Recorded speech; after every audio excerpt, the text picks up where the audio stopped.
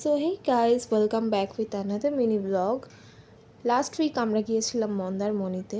এটা না আমার লাইফে ফার্স্ট টাইম মন্দারমণি যাওয়া। আমি আগে কখনো না মন্দারমণি না দীঘা কোথাওই যাইনি, জাস্ট ফ্যামিলির সাথেই গেছি যেখানে গেছি, বাট মন্দারমণি দীঘা আমার কখনো ঘোরা হয়নি।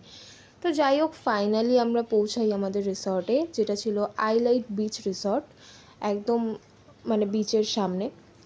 আর এই যে আমাদের রিসর্টের ভেতরের লুকটা দেখতে পাচ্ছ, কত সুন্দর, হাইজেনিক, মানে যথেষ্ট পরিষ্কার পরিচ্ছন্ন ছিল। আর এই ছিল আমাদের রুম। তো ফাইনালি আমি পৌঁছাই রুমে। অনেক কষ্ট হয়েছে, কারণ ফার্স্ট টাইম গেছি আর তার উপরে গাড়িতে করে গেছি, প্রচণ্ড কষ্ট হয়েছে। তো এই ছিলাম আমি, দেখতেই পাচ্ছ পুরো ক্লান্ত হয়ে গেছি। আর সবথেকে বেস্ট যেটা ছিল এই ভিউটা, আমাদের ব্যালকনি থেকে বাইরের এই ভিউটা জাস্ট অসাধারণ ছিল। কারণ এখান থেকে আমরা পুলও দেখতে পাচ্ছি, সামনে দেখছো একটা গার্ডেন রয়েছে, প্লেগ্রাউন্ড রয়েছে, আর ডান দিকে ঘুরলেই হচ্ছে সমুদ্র।